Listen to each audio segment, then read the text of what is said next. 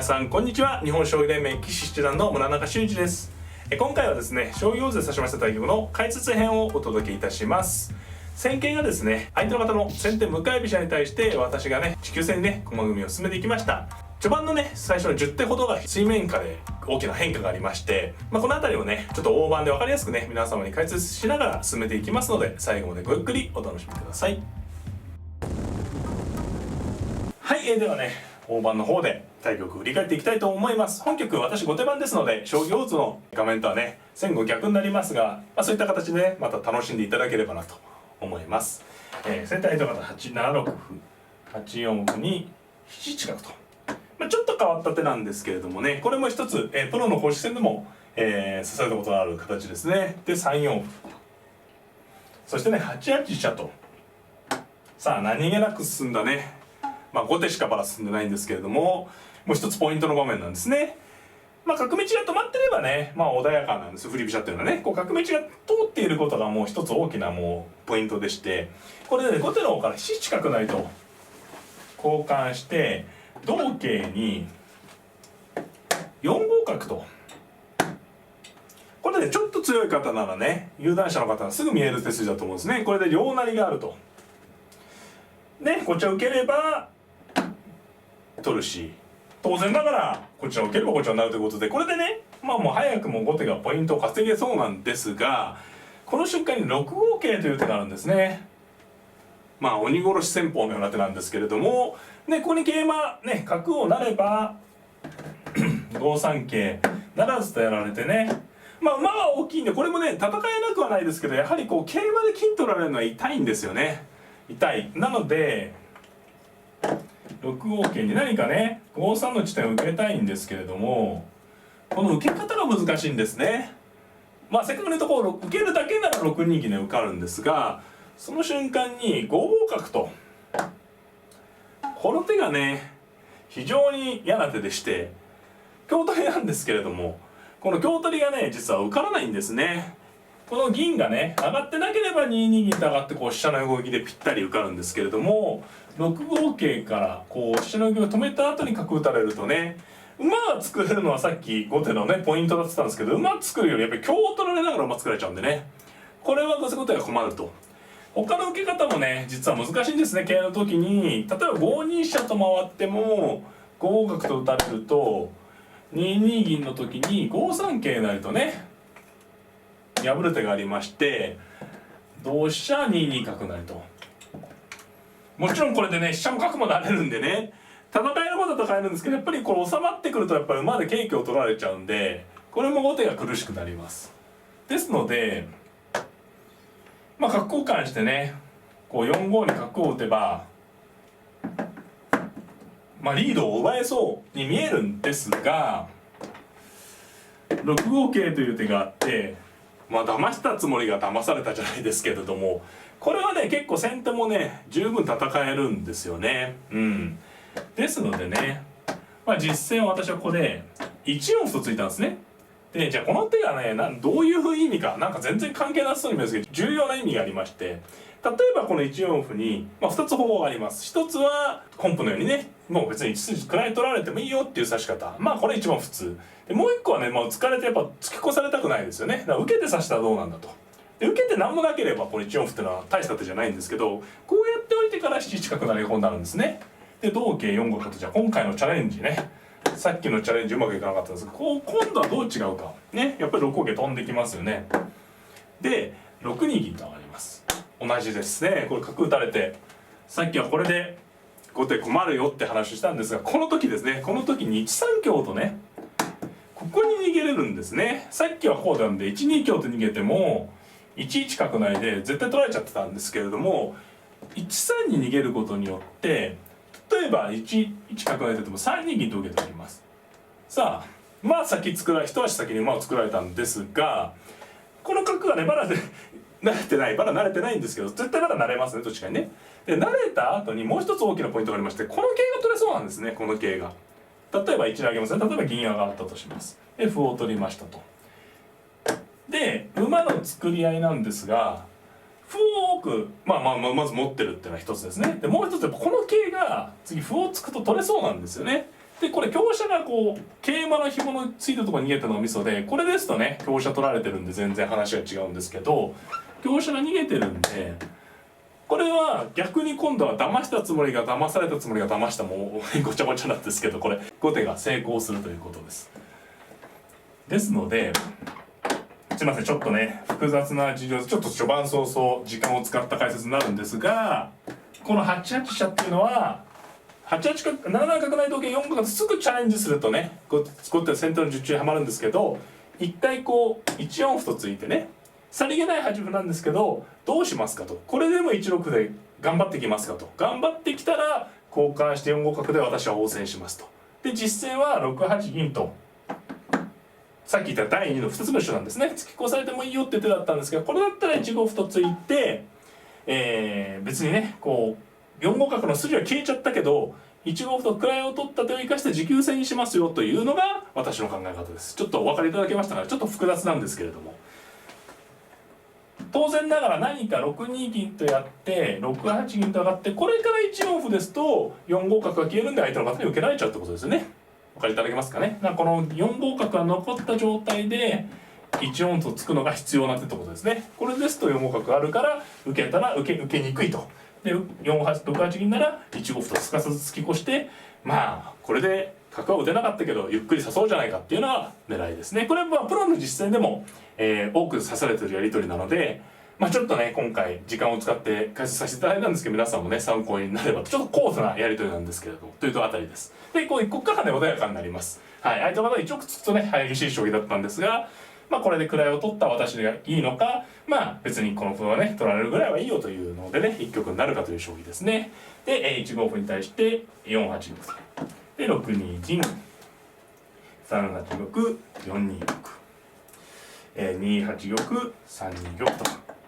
一転してというかね何事もなかったかのような駒組みなんですけれどもね、この辺りはもうすぐにね、で3八銀、これ難しいですね。1八香と上がって穴熊にしちゃう手もありますね。もう端くらい取られてるから穴熊にしちゃってねっていう手もあるところです。3八銀と本局は美濃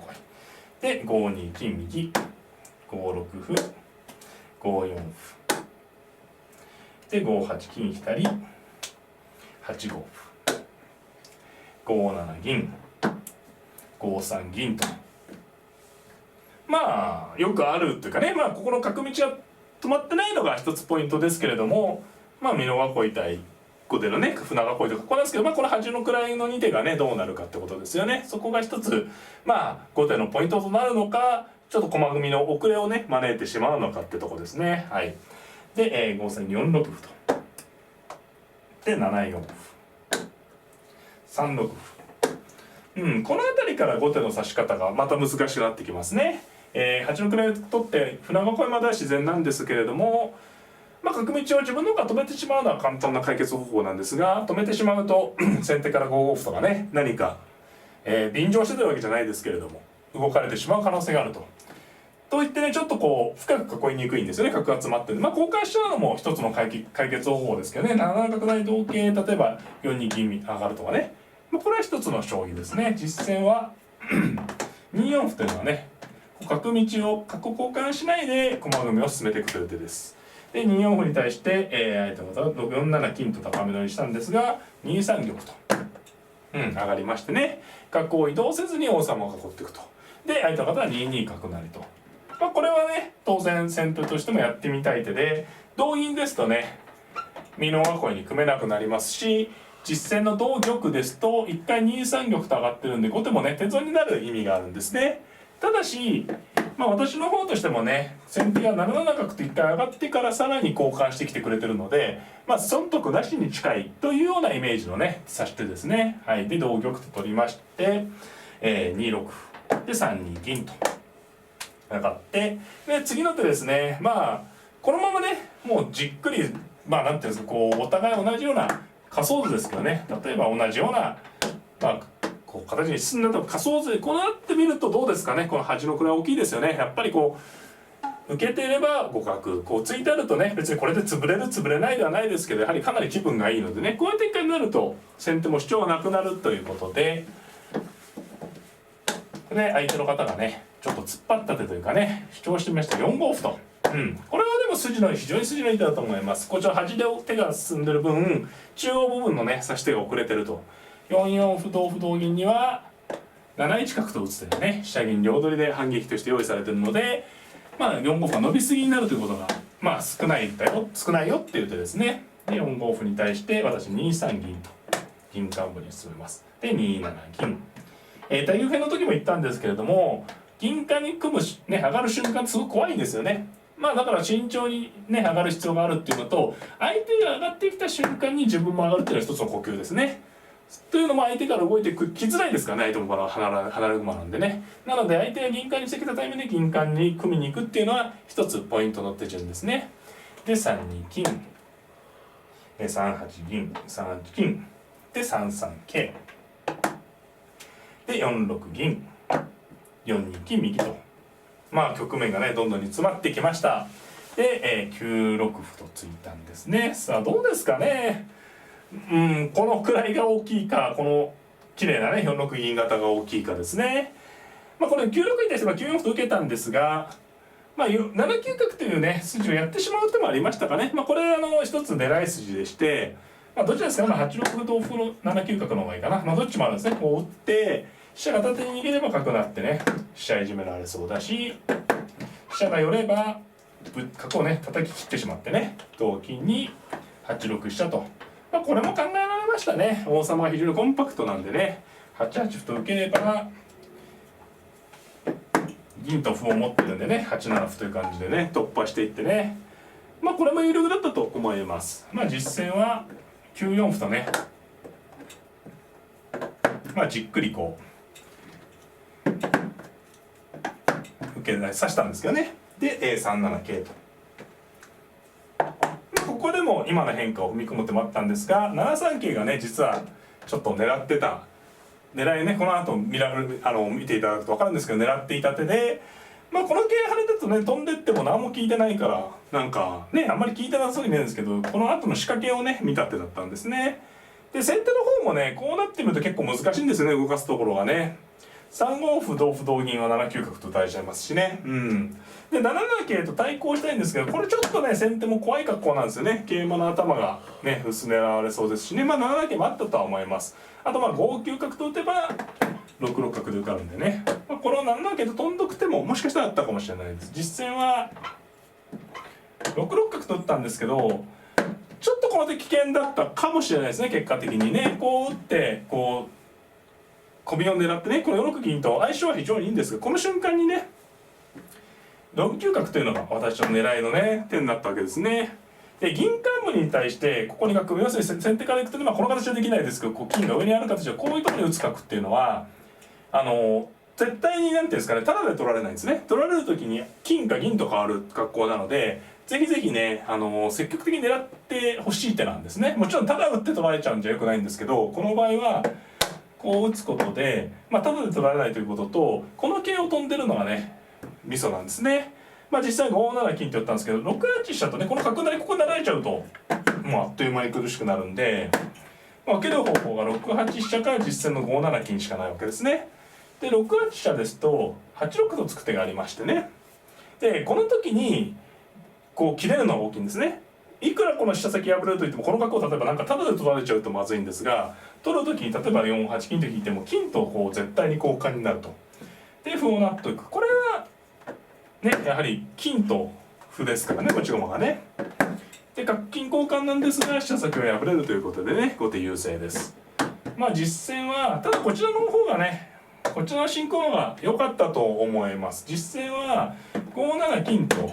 これで受かればね飛車がこう8筋狙わないいんですけど、6五桂がね、これがね7三桂からの狙いなんですね。これ桂馬飛んでないとこれで手が止まっちゃうんで、いくら金駒と交換になるって言っても他のねメリットがないと辛いんですが、桂馬を飛ぶことで、実際のようにこの飛車の活用が図れるわけですね。で金取られるわけにいかないですから5八金とね、低い一手なんですが、そして、5八金に対して8六歩とつきまして、同歩に5八角成とバサッとね、この場合こっちを切るのがミソですね。こっち切っちゃうんでこっちを切ると。で同飛車に8六飛車と。これは後手の攻めが決まった格好ですかね。こうね手順に走っていってね、この時に実際8八歩だったんですけれども、飛車を引いたりした方がまだよかった。ちょっと苦しいですけどね、もうこう引いてなられちゃうんですけど、実際8八歩と打ったんですけど、これで止まればよかったんですよ。7六飛車がねきつい手で、もう一歩持ってれば歩打てばどうってことないですけど、歩がないんで飛車寄りでね、これがきつい手になりましたね。こう7九飛車成が受かんないんですね普通にね。こう受けるとしたら7八角と打つしかないですけど、これは辛いですよね。角金交換で駒得したのにもかかわらず、駒得した角をこう受け一方に使わされてしまってはね、得と言えなくなってしまうので、